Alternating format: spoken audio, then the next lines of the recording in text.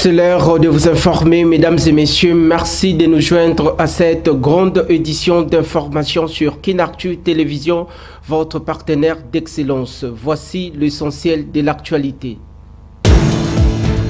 Elle a reçu une forte délégation dans son cabinet de travail conduite par le secrétaire exécutif de la CIRGL, Joao Samuel. La première ministre congolaise, Judith Suminwa Tuluka, s'est entretenue avec ses hauts représentants pour discuter sur la question de la préparation de la tenue du 9e sommet de la conférence internationale sur la région des Grands Lacs. Un chemin vers l'unité et la cohésion nationale. L'opposant congolais Jean-Marc Kabound Akabound propose un dialogue à double niveau et souhaite que les initiatives de paix en cours aboutissent à la cessation immédiate des hostilités et au retrait inconditionnel des forces négatives sur le sol congolais. C'était lors d'une matinée politique organisée à Kinshasa. Les détails dans ces journaux. C'est jeudi 19 juin 2025 que l'humanité tout entière célèbre la journée mondiale des archives. C'est l'occasion de mettre en lumière l'importance des archives dans la préservation de la mémoire collective en vue de se rappeler de cette date historique qui constitue un véritable héritage pour les générations futures.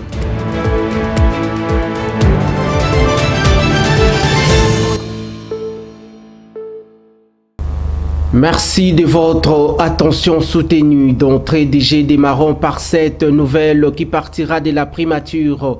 Sachez que la République démocratique du Congo s'apprête à prendre la présidence tournante de la conférence internationale de la région de Grands Lacs, CIRGL en sigle. C'est dans ce cadre que la première ministre Judith Suminwa Tuluka a reçu le mercredi 18 juin dernier dans son cabinet de travail l'ambassadeur Joao Samuel Kaolo, secrétaire exécutif de cette organisation régionale en pleine mission de service à Kinshasa pour préparer les autorités congolaises concernant la tenue du 9e sommet de la CIRGL à Kinshasa. Dans un autre registre, retenez que les groupes parlementaires composés notamment de ceux des États-Unis d'Amérique et de la République démocratique du Congo à l'Assemblée nationale a exprimé son soutien aux sanctions américaines imposées contre des responsables rwandais accusés de déstabiliser la partie orientale de la République démocratique du Congo. Cette position traduit la volonté des parlementaires congolais de renforcer la coopération bilatérale avec le USA dans un contexte marqué par des négociations pour un partenariat et un appel à la paix dans l'est de la RDC. Regardez.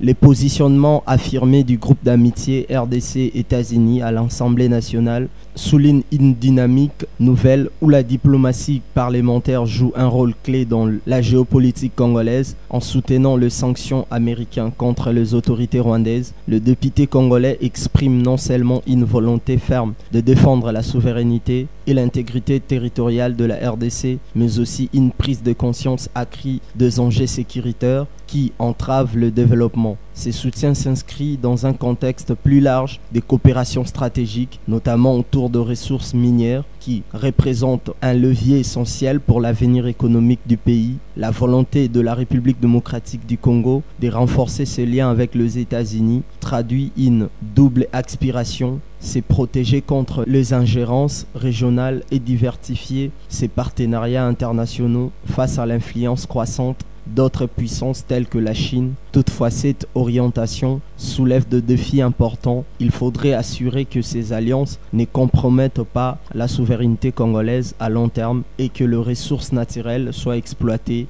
de manière transparente et durable au bénéfice des populations locales. De plus, la résolution de conflits dans l'Est demeurera un test crucial pour la crédibilité de ces partenariats. En somme, le groupe d'amitié RDC-États-Unis apparaît comme un acteur diplomatique conscient des enjeux géopolitiques et économiques actuels, appelant à une action cohérente entre pression politique et coopération dramatique pour un développement équilibré et une paix durable. Poursuivons ce journal par cette information face aux défis croissants de la capitale congolaise.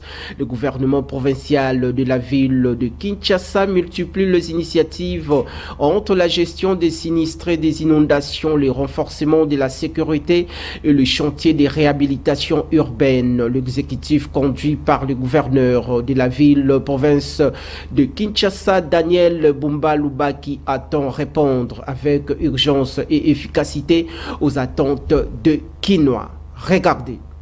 Le gouvernement provincial de Kinshasa, sous la direction de Daniel Bumba Lubaki, fait face à une série de défis majeurs qui exigent de réponses rapides, concrètes et adaptées, qu'il s'agit de la gestion des sinistrés victimes de récentes inondations, de la montée de l'insécurité en milieu urbain ou encore de la pression constante sur les infrastructures routières. L'exécutif provincial semble vouloir exprimer un nouveau rythme. L'approche adaptée repose sur un mélange de réactivité et de planification. On note par exemple la mise en place des commissions pour encadrer les retours de déplacés, de mesures de sécurité renforcées à travers de patrouilles mixtées et même de propositions innovantes telles que l'introduction de télétravail pour désengorger la capitale. À cela s'ajoutent les grands travaux de voirie, notamment autour du marché central, qui vise à redynamiser l'économie locale. L'équipe gouvernementale semble déterminée à sortir Kinshasa de l'immobilisme en engageant de réformes plusieurs niveaux. Toutefois, ces efforts devront s'accompagner d'un suivi rigoureux, d'une gestion transparente de ressources et d'une véritable proximité avec les réalités des citoyens. Le peuple kinois, éprouvé par 2 années de promesses non tenues, attend des actes palpables et durables. Le succès du mandat de Daniel Bumba reposera donc sur la capacité de son gouvernement à transformer les intentions en actions concrètes sur le terrain. En politique, l'opposant congolais Jean-Marc Kabound a proposé le chemin vers un dialogue en République démocratique du Congo en vue de trouver l'issue des sorties de la crise au pays pendant cette période marquée par des enjeux sécuritaires de l'ère dans l'est de la République démocratique du Congo. C'était lors d'une matinée politique animée à Kinshasa. Suivez. En marge de la sortie officielle de la plateforme politique Coalition de la gauche congolaise, Jean-Marc Kabound proposait un dialogue à des niveaux avec l'appui de la communauté internationale pour aboutir aux résultats escomptés. Le premier niveau du dialogue proposé par l'ancien premier vice-président de l'Assemblée nationale exige l'action résolue de la communauté internationale. Le dialogue entre Kinshasa et Kigali. L'accord issu de ces dialogues mettra fin à la et recommandera le retrait des troupes rwandaises du territoire congolais. Le deuxième niveau du schéma consiste à la tenue d'un dialogue global et inclusif entre Congolais pour une coalition nationale durable. Ensuite, d'écouter la voix de la sagesse qui voudrait qu'un dialogue inclusif entre les Congolais soit convoqué pour mettre fin à la guerre dans notre pays avant qu'il ne soit trop tard. Ah oui.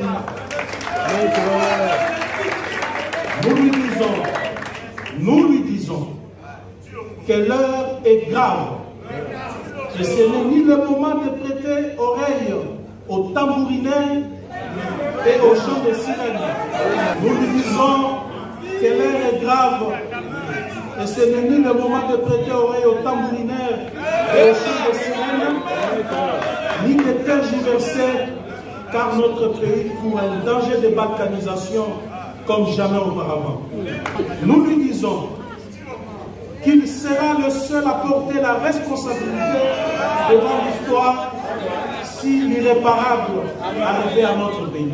Chers camarades de la CGC, l'ère de la rupture a sonné. L'ère de l'antisystème est arrivée. Ensemble, bâtissons la République démocratique du Congo que nous méritons.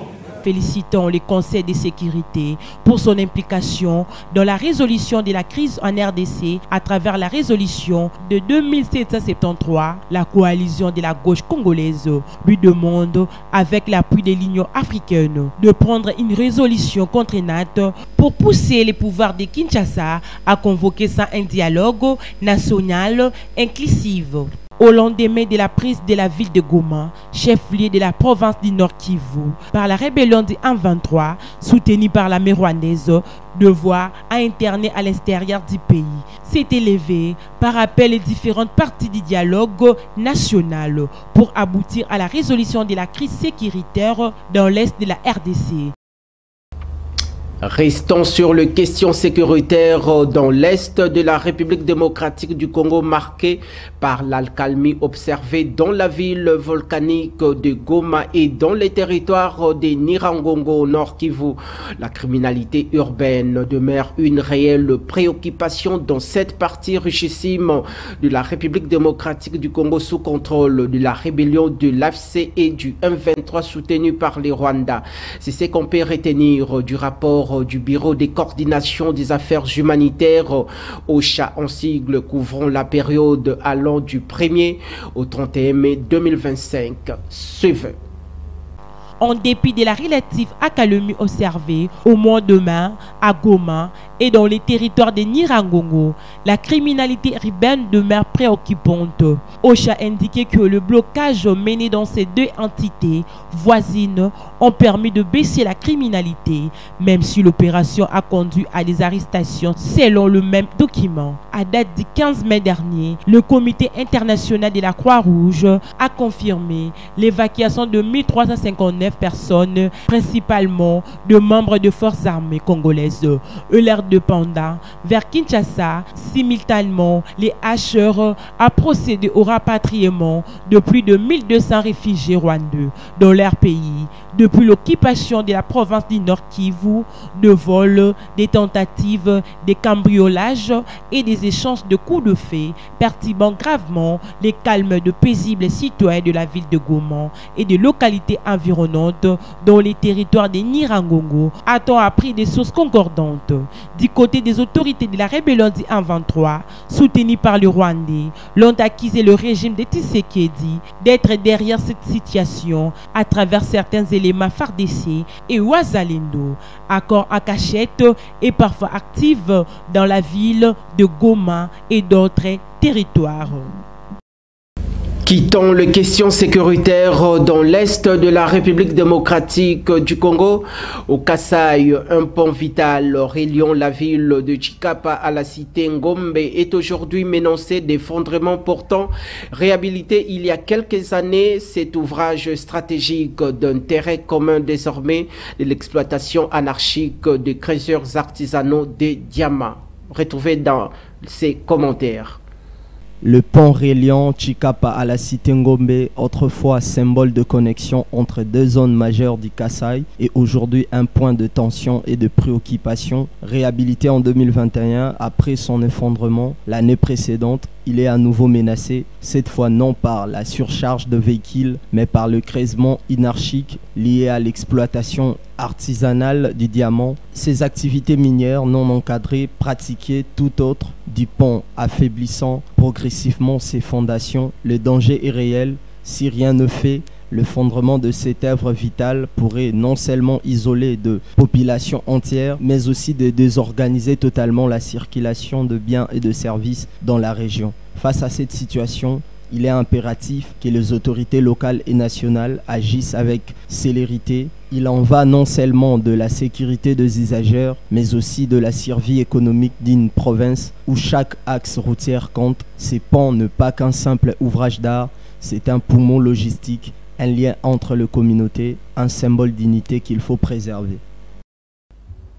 Réagissons sur le bilan du gouvernement souminois après une année de sa mise en place en République démocratique du Congo. Retenez que l'acteur politique Zorobabel Molango est revenu sur la question qui fait débat dans les kiosques à journaux et ailleurs, tout en brossant les faiblesses et les grandes réalisations de cette équipe gouvernementale. Retrouvez-le au micro de votre équipe rédactionnelle. Le gouvernement souminois, aujourd'hui, il faut qu'on se le dise, c'est un échec total, un échec cuisant. C'est un gouvernement qui nous a amenés à la honte la plus totale. Je crois que même le chef de l'État, qui est notre serviteur, n'est pas fier de ce gouvernement. Le premier élément, c'est que c'est ce gouvernement qui a échoué totalement sur la reprise de nos territoires. C'est ce gouvernement qui est allé signer le traité de l'EAC, où l'article 4.1 consacre la cession des terres d'un pays à un autre. C'est ce gouvernement. Et ce gouvernement a été incapable de mener la guerre sur terrain pour récupérer Goma et Bukavu aujourd'hui. Du point de vue social, ce gouvernement ne nous a pas donné la carte d'identité. Vous savez, un homme sans carte d'identité, c'est autant dire un animal. C'est comme un animal domestique. Et ce gouvernement, je ne sais pas quelle est la fierté qu'elle peut avoir. Le peuple congolais réuni n'est pas fier de ce gouvernement.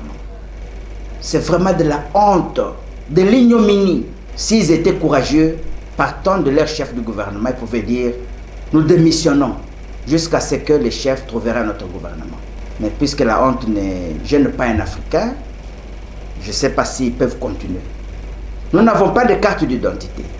Sur le plan de l'électricité et autres, mais allez voir. Allez voir.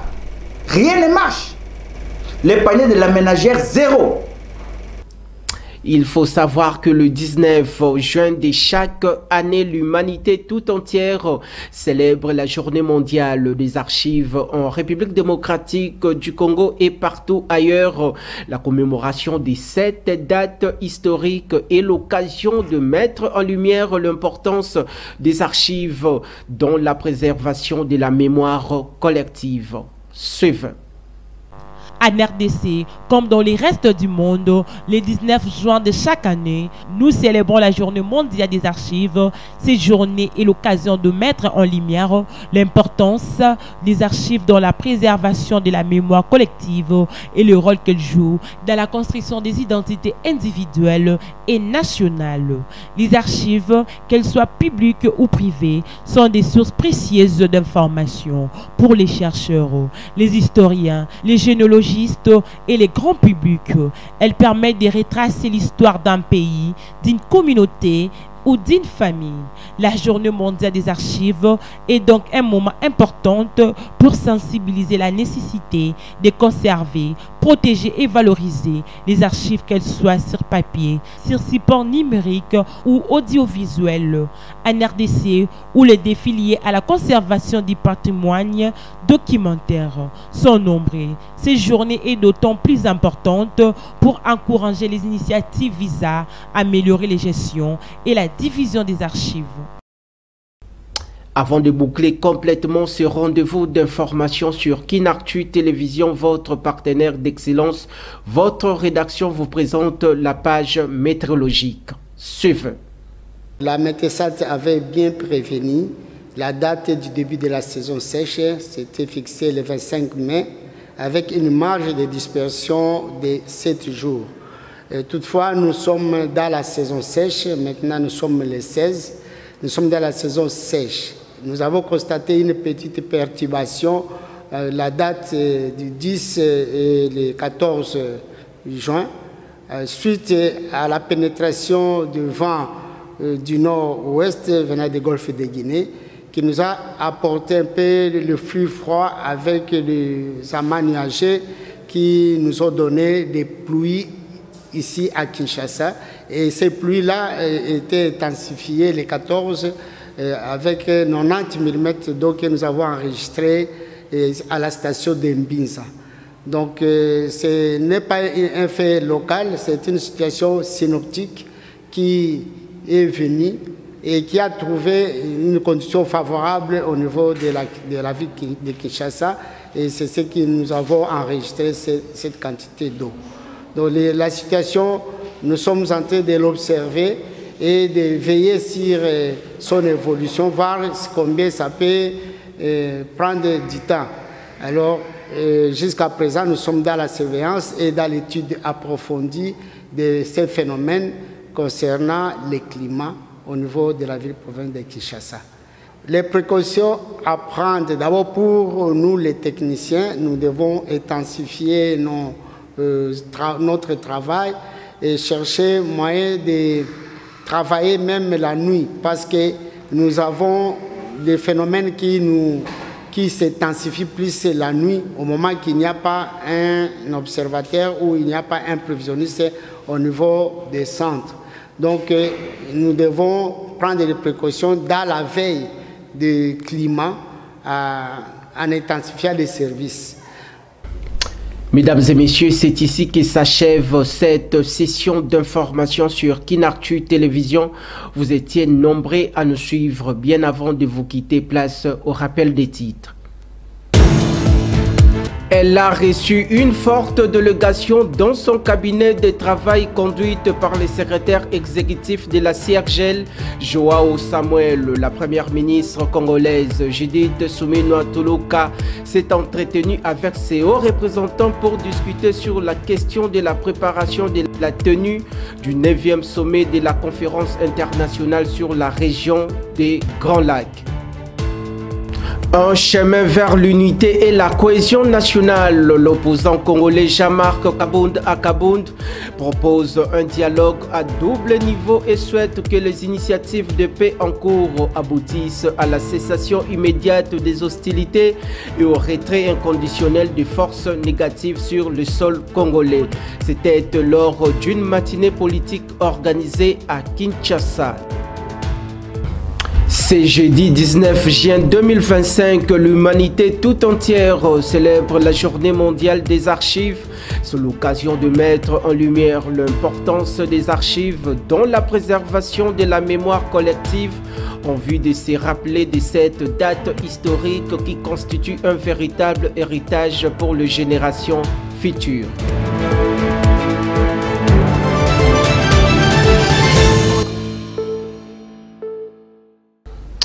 Peu importe où nous allons, l'essentiel est d'être avec vous. Kinactu TV reste à l'écoute de l'actualité pour vous informer à temps réel et 24 heures sur 24. D'ici là, portez-vous bien, excellente suite de programmes sur nos antennes. Je vous retrouve prochainement avec la même ferveur. Que la paix des dieux règne en maître sur l'ensemble de l'étendue nationale. Audio Jungle.